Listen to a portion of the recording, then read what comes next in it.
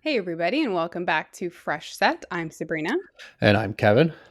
and it was another weekend without a race. It's our Nothing. it's our last weekend It's our last weekend without a race. We just without figured a that out race. until Yeah. the end of the season. Yeah. But before we jump into all of that, just as a reminder, if you don't already, make sure you follow us on all social media at Fresh Set Podcast and wherever you get your podcasts, as well as YouTube at Fresh Set Podcast. Like, subscribe, share, whatever. All the things. But yeah, this is our last, again, before the season ends. We have Vegas coming up this weekend. And then it's 3 in a row. Yep. Vegas, Qatar after that, and Abu Dhabi, Abu Dhabi. as always. So, yeah.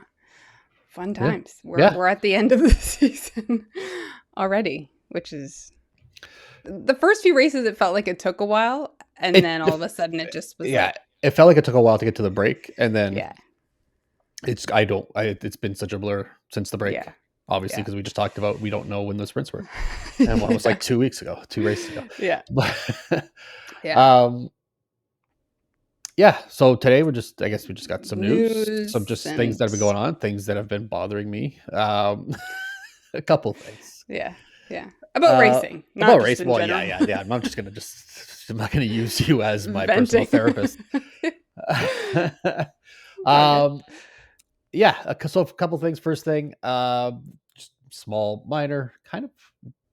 I don't know how I feel about this one, but starting from 2026, now all drivers will be able to change their race car number or their driver number, every year if they wanted to. There is no set number of years now.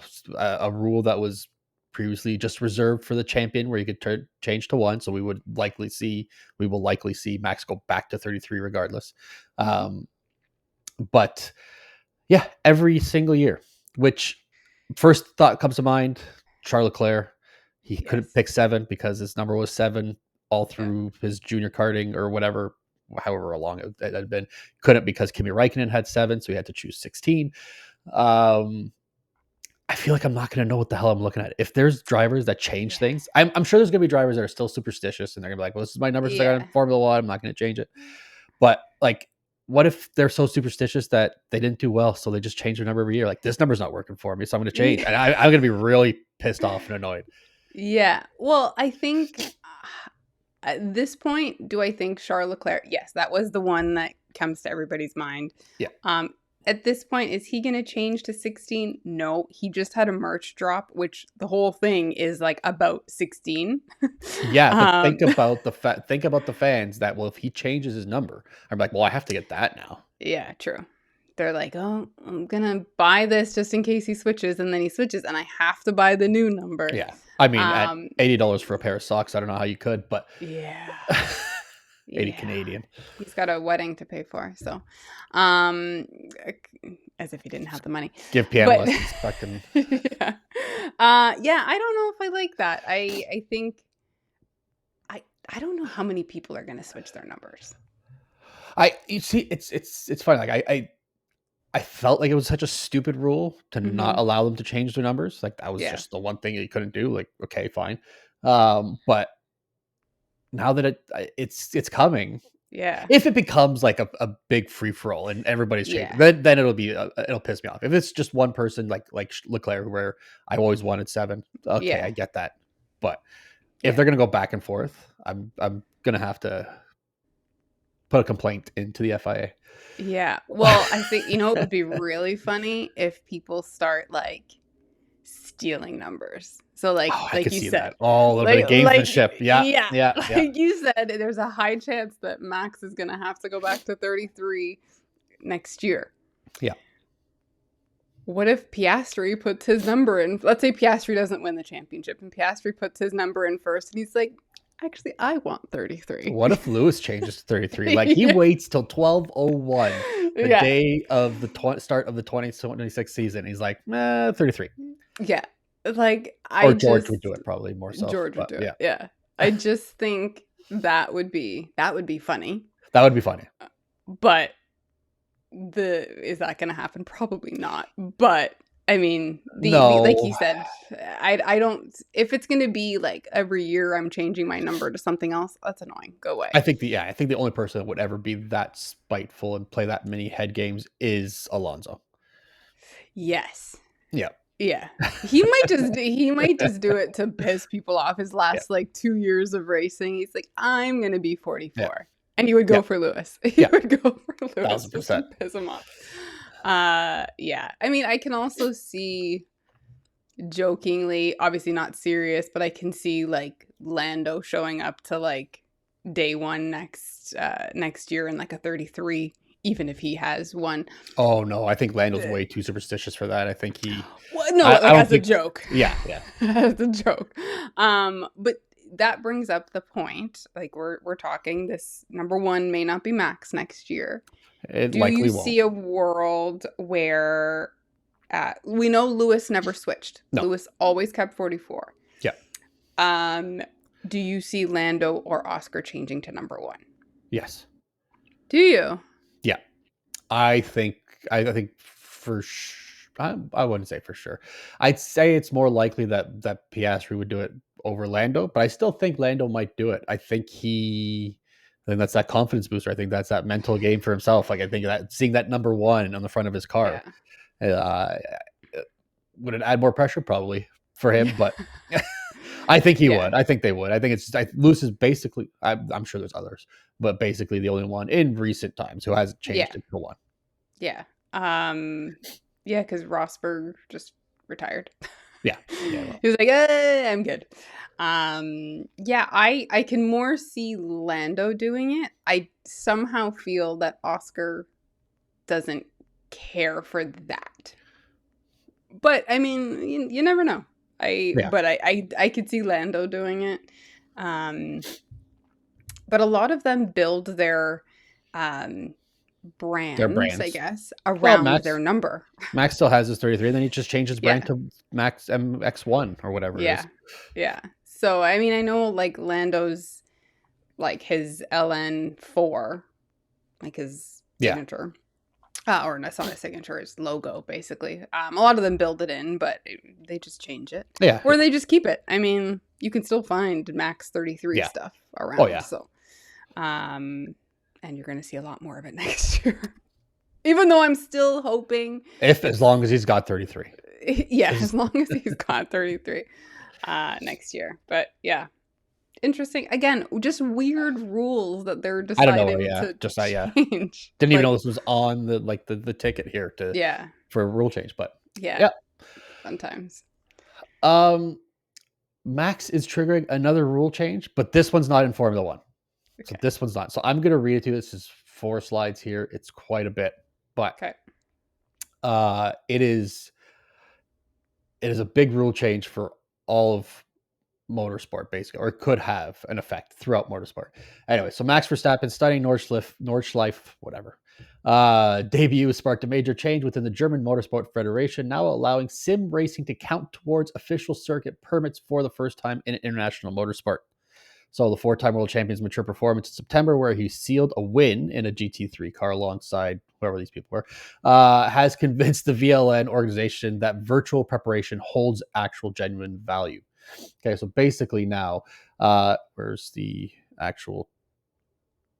So drivers seeking the crucial DPNB permit can now choose from 3 pathways. It's either completing the standard course, finishing 2 RCN races with a driver change or 1 solo, or combining 1 RCN race with 3 penalty-free digital Nürburgring Langstrecken Series, that's the DNLS, winter rounds. So you're allowed to do 1 race and 3 penalty-free races or rounds of this digital thing. So it's not a complete, I just do strictly sim. Right. But your sim moments will count toward your racing. So it's not like if you started in the summer or you started a winter session, at least that will count towards something. You don't have to wait 2 years or Yeah. whatever it might be. And if you're just good in the sim, it might, teams will actually look at that now. Yeah. They're going to pay attention to what you. Isn't that like a movie? It What's is. that? That's Gran Turismo. Yeah, I was like, isn't that a movie? However, how it is and it isn't. So they picked a sim racer out of this competition that they were going to turn into a racing driver. Then they had Gotcha. this cup. Then they Okay. brought these sim racers to the track and then actually drove with them. And then they had to go through physical races to get their license and then actually participate in these races. So they still have to do the physical ones first. Their sim Gotcha. moments counted toward nothing. Okay. Um, Gotcha. but yeah, there is, which is, and to think about the movie now, if they're going to start bringing people who show excellence in a sim, I like the fact that it's a combination of a sim and a real world Yes. thing, Yes. because that would be very dangerous. I mean, Yeah. I'm sure it's intense in a sim, but it's not the same intensity and it's not the same danger and Yeah. reaction to danger. Like, you're safe in a sim. Yeah. Nothing's going to happen, even if you Yeah. crash. You don't know how you're going to react there, No. going at these speeds, pulling these G's as well, Yeah, that's what I with was thinking. with other drivers around you. Yeah. I mean, again, cool that they're now going to offer this option. Yeah. And they're probably like, oh, well, Max is really good. Like, how many other Yeah. drivers are really good on sim Well, here's the other thing as too. well You're also that they can bring? comparing it, like, you're making a Max Verstappen rule. You're Yeah. also picking one of the elite drivers Yeah. of any generation, really. It's Yeah. not just any sim racer. Yeah. This is Yeah. it's Max.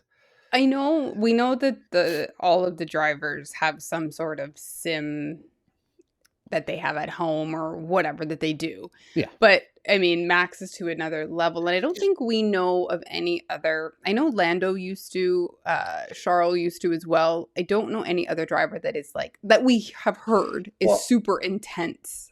it's like more Max with it. but even then it feels more so where they do the sim for fun because they just enjoy Yeah. racing. Max Yeah. is like, yes, he loves it and he loves racing and he loves the sim, but Yeah. it's just another level of competition for him, and it's something he loves Yeah. being great at. The other guys, Yeah. it's kind of just like, yeah, it's fun. We're Yeah, just and like they're playing it. trying to get used to the track because Yeah, they are able to see the tracks that they're yeah, currently going to be racing on, so they can prepare for and they have the corners team sims and yeah, everything. Yeah, yeah. So I mean, but yeah, they're opening this up to. I don't want to say public because it's not public, but they're opening this up to a wider group of yeah. racing drivers.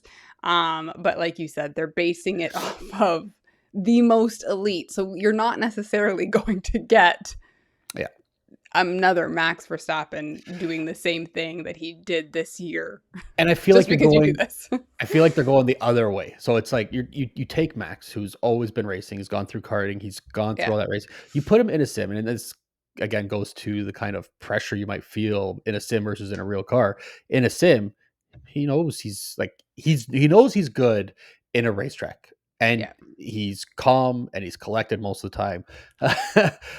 So you put him in an environment where there is no danger, and that his heartbeat must drop. And it must be just work for him and just easy. Easy peasy, no problem. You take it from the other way around, where you take somebody from a sim and then put them in the vehicle. That's a different level of performance Yeah. that you don't know that you're going to be able to pull yourself through. Yeah. Yeah. I mean, even we've heard Martin Brundle talk about it.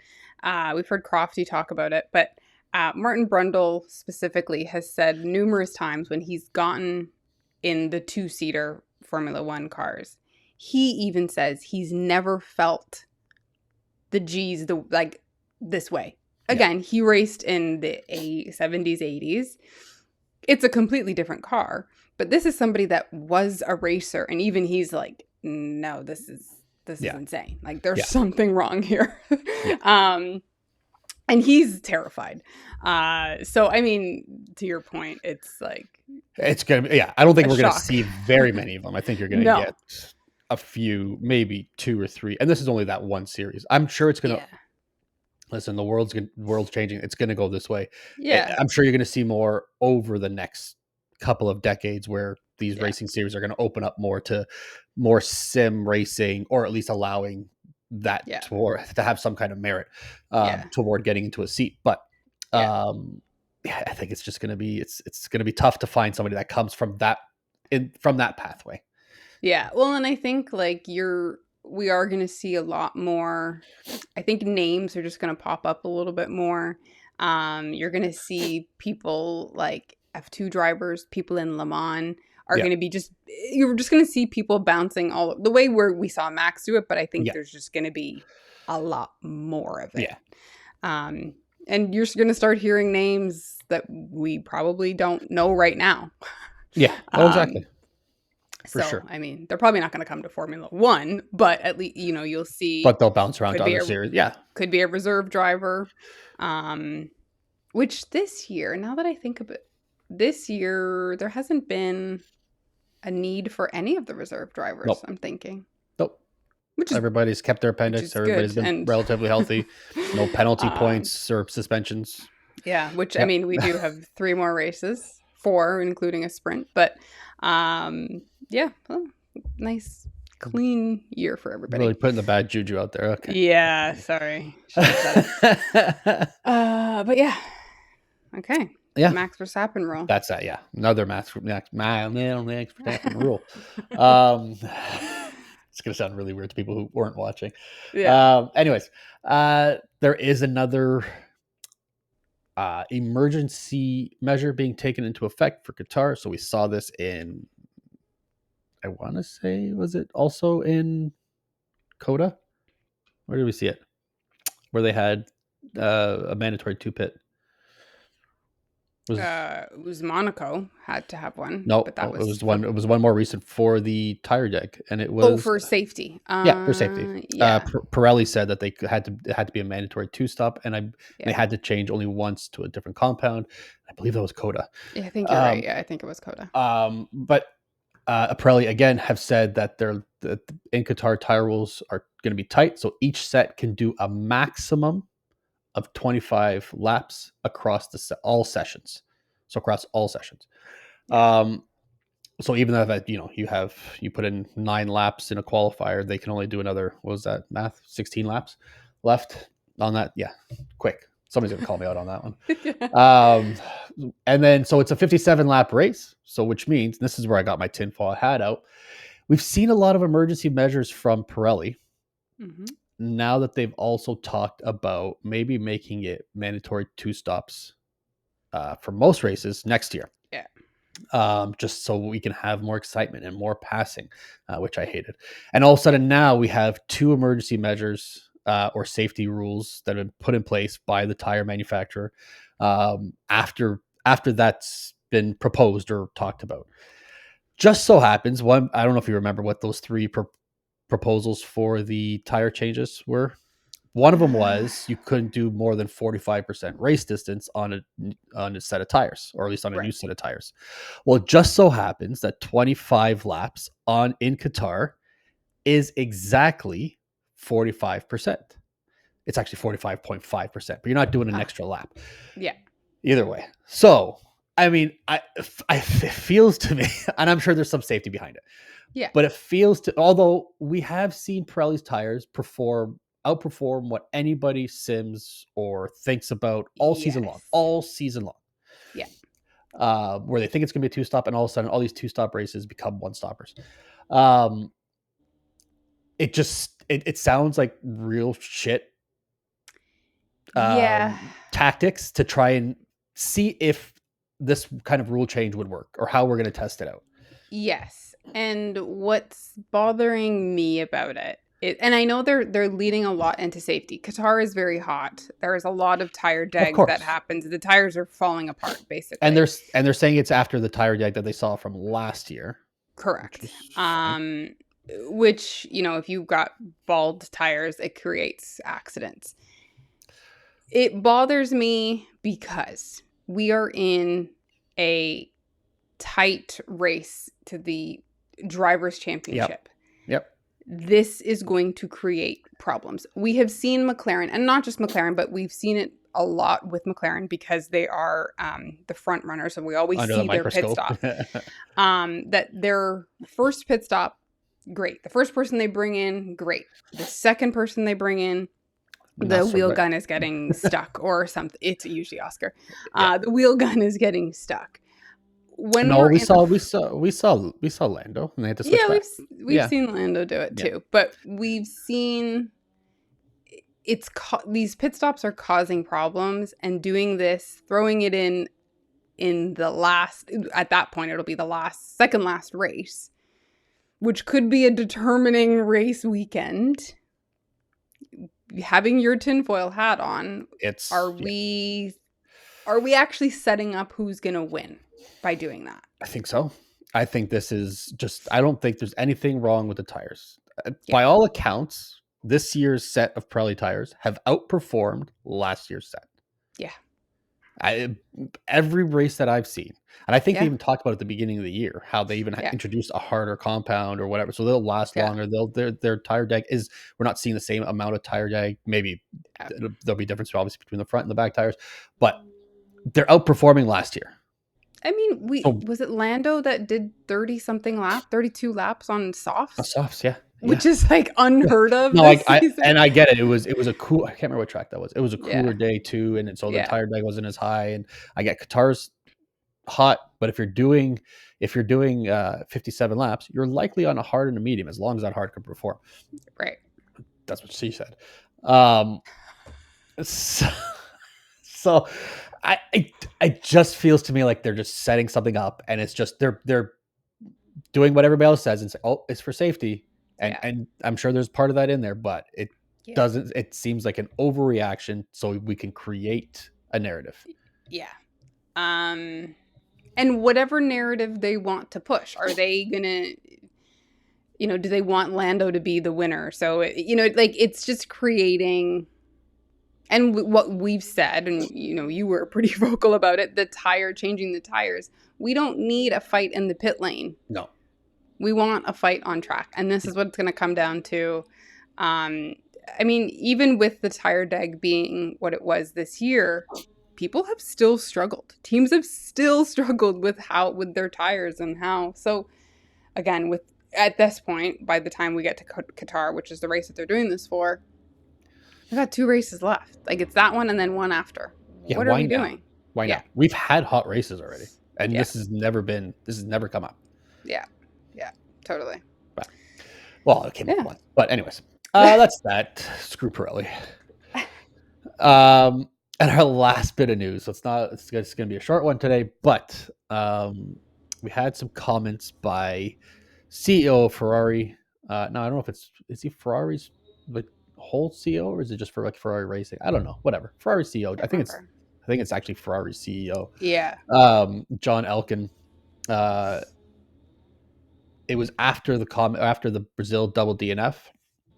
And so his comments were, our mechanics are winning the title with their performance and pit stops. If we look at the engineers, there is no doubt the car has improved. And certainly we have drivers who need to focus on driving and talk less. Yeah.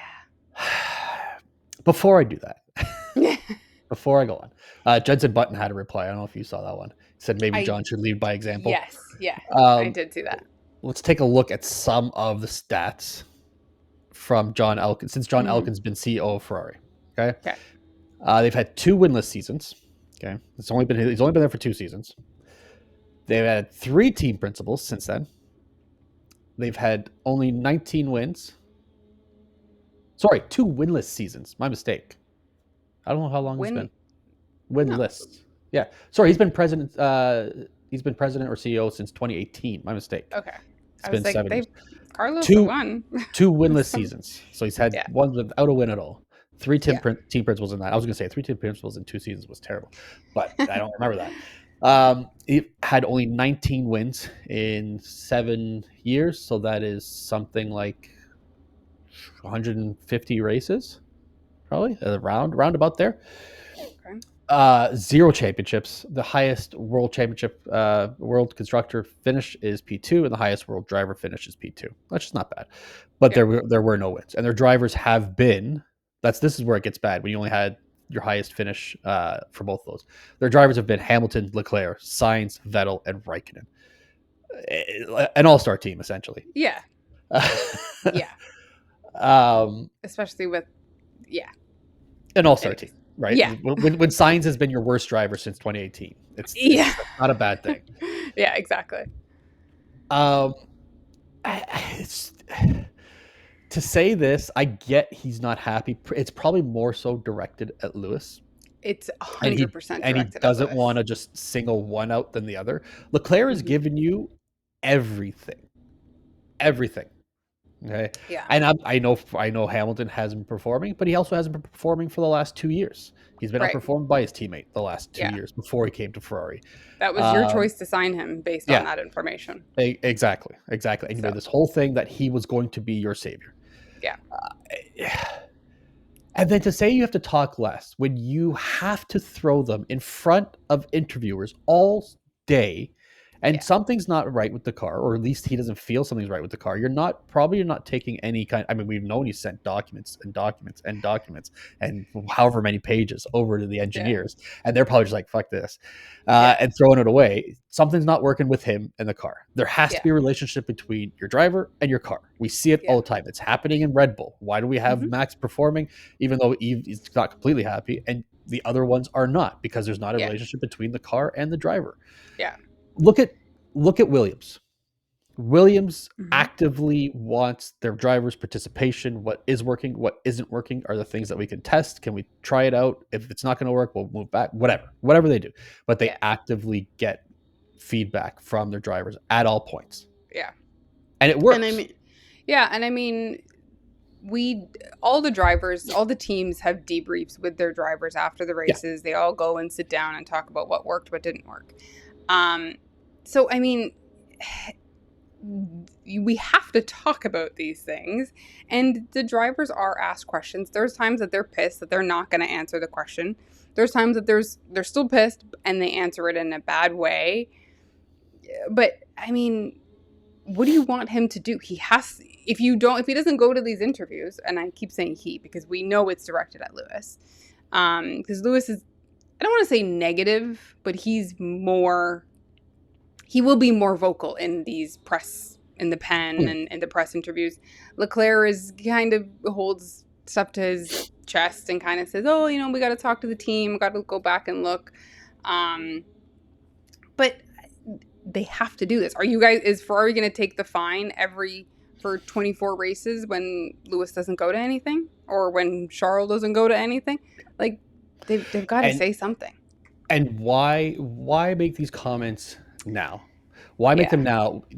You have had zero success as the president and CEO. You've had terrible strategy calls. You've had people that really just don't want to be Ferrari fans anymore because it's just a bleak outlook. And now all of a sudden that you've created this high profile signing, this high profile driver pairing, that now it's not working for you. So you're just instead of fixing it or looking for other issues, you're going to publicly pit the drivers versus the rest of the team. Yeah. And say it's their fault. And also, again, this is the second team we've seen do it in recent weeks, airing internal dirty laundry. Yeah. Why are you talking about your drivers like that? We saw Alpine make a statement about Colapinto doing the overtake on Gasly. You didn't need to make a statement. We all agreed with Colapinto overtaking him, even though you guys said you didn't have to. Now you look like an idiot. And same thing goes for Ferrari. You guys look a little stupid by making a comment. And, everybody's pissed when they're media knows how to get these people at the worst moments. And, it could be taken out of context and blah, blah, blah. But he did it in the middle of I don't think he was even there. He was in some presser, or he was at something for something else. And this is where you make the comment. Okay, well, you know what? Then have a formal media thing for Ferrari racing or F1 or Yeah. whatever it is, or just shut up and have this internal talk with your team. Yeah. I mean, we've seen other teams do that where you're like, shit, there's something going on there, and then they come back the next season or they come back the next race and everybody's like, cool, there's no more tension. We saw it with Alpine again when I think they brought in Otmar. No, it wasn't Otmar. Who did they bring in? And they brought both Gasly and Ocon into, and they're like, listen, we don't care what's going on with you guys, but it's done. Who was that? Okay. Anyways, Wasn't it not Briatore last year? Maybe, but he was just an advisor at that point. But maybe. I don't know. And they basically said, you guys got to figure you don't have to figure your shit out. But when you are representing the team, you guys are best friends. That's it. And then after that, they were good. They had their on-track battles. They probably still hate each other, and that's fine. Yep. Not every principal is going to like every driver. And actually, I shouldn't say principal because this John Elkann is the CEO. But, I mean, just leave it behind the scenes. Is this now? It almost feels like they want to. Now, maybe more tinfoil hat here. He's already in his mind. He feels like it's a bad signing. He's moved on from Lewis for whatever reason. And, with all the talks about the drivers clashing in McLaren, maybe he wants to go to a Piastri or anybody else. Maybe he wants to bring Sainz back. Who knows? Is this just the quickest way to try and get Lewis to leave? Because you still got to buy him out. His contract's till 2027. He's not going anywhere. You're not making a situation better by making these comments. So it feels like you don't care about making it better. You just want to move on from it. Are you going to have to pay him $300 million to go away? Because I don't see that happening. I don't see a Ferrari board saying, yeah, sure, let's get rid of him. Let's get rid of the most successful driver in history. No. Almost. Well, he's up there. Yeah. Who knows what it is? I know. But anyway, either way, a Lewis Hamilton in Ferrari, which was supposed to be the biggest signing since he went to Mercedes. Yeah. I don't think it would be in any... I think there are some drivers that are untouchable, that you cannot fire. I think even Lewis not doing well for Ferrari this year, we don't know what's going to happen next year. No. For him not doing well for Ferrari this year, and I say well, quote unquote, because they're still, in third? So, I mean, he's doing well enough. There are some drivers that you cannot fire. No. Lewis is one of them. And I think it would be a lot worse for them to fire. You can not sign him again, but you can't fire him. No. Correct. So is this a way to push him out? I don't think. Lewis is a very smart businessman. Oh yeah. He's not going anywhere because he knows what will happen if he does. He knows every team will also pay the other umpteen million. But Lewis will still have to get paid out by Ferrari and still get another contract for somewhere else. He'll be laughing. That'd be actually the best business decision. Yeah. But I don't know what the intention with the comment is, other than making it a very hostile work environment.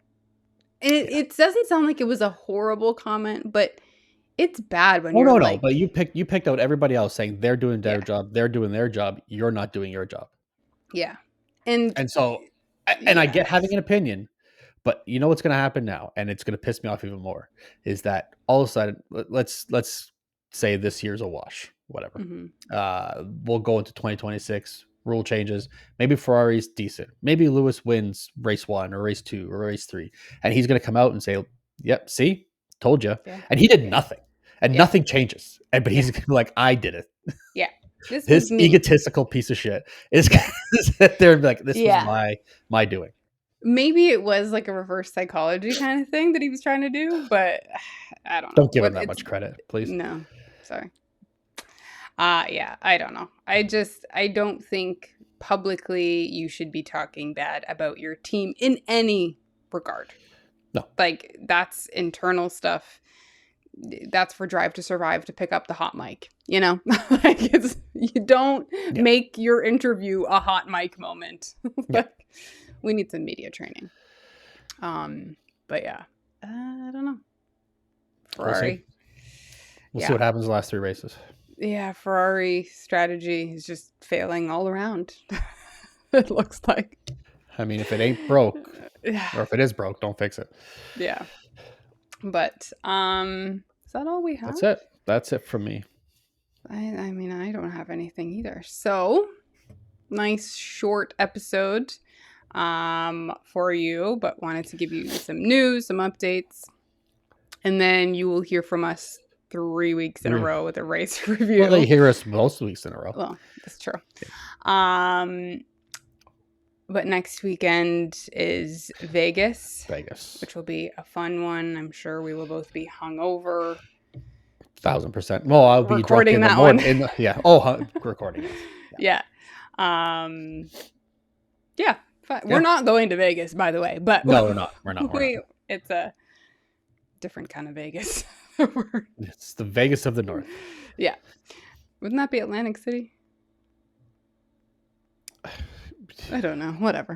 Vegas of the North. But yes, we will be back next time, and we'll see you guys then. Yep. Grab a fresh set. Bye.